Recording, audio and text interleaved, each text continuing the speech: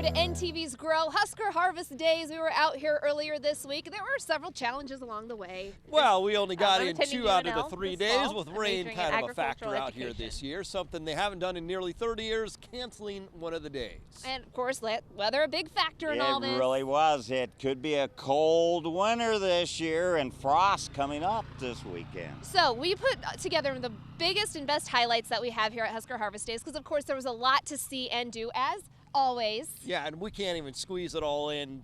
There's a lot going on, and you're going to want to go to our website to check out even more coverage. So let's take a look at some of the best moments. Live from Husker Harvest Days, this is NTV's Grow.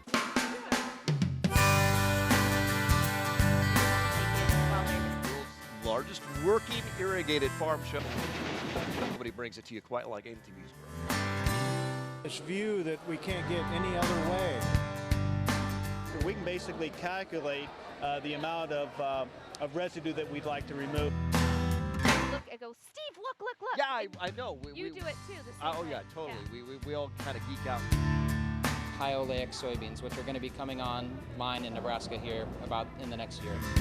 Allow the mud or water to flow back across. We can look at planting decisions.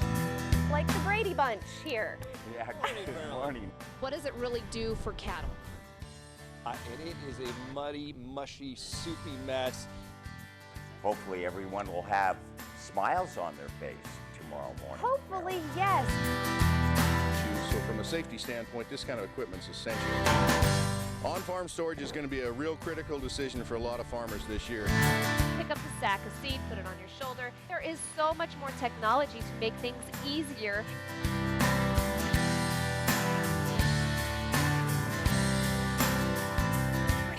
Pretty cool stuff.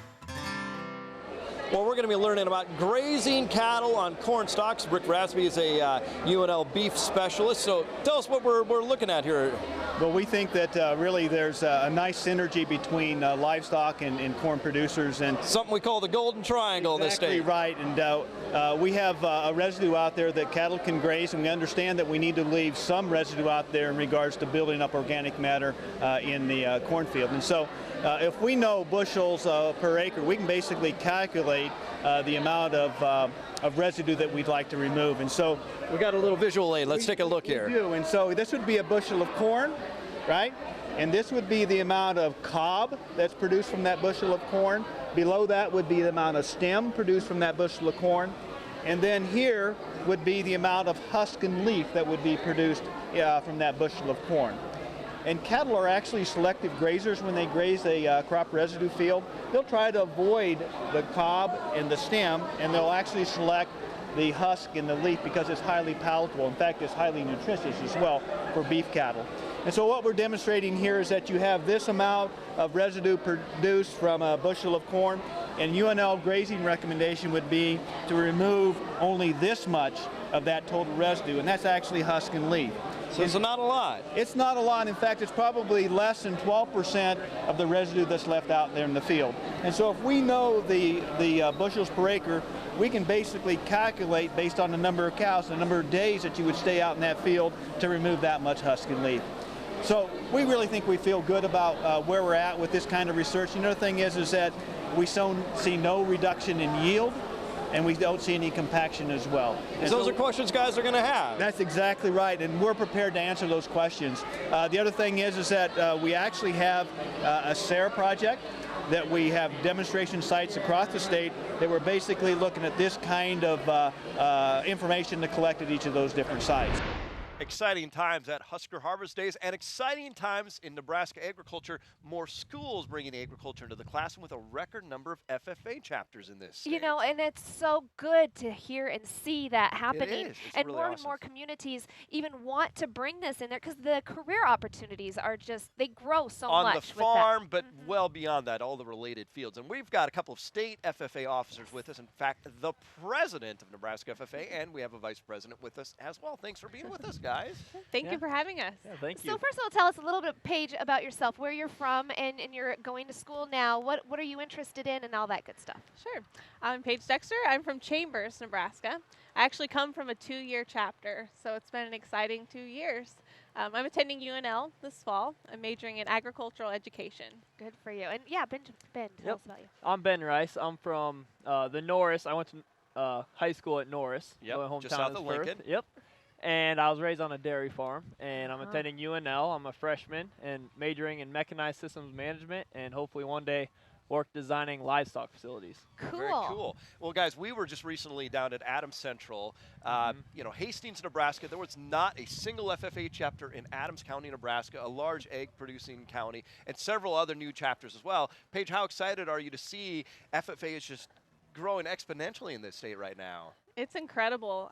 I remember just 2 years ago starting the whole chapter, and it was really exciting to see as we grew and continued to get more and more support throughout our community. So it's so exciting to see all these new chapters popping up across the state and getting the opportunities that I know I had, and hopefully furthering their agricultural education as they go into college and start a career. And you know, even Omaha, we've talked about this. They've added a Yep, chapter that's right. as well.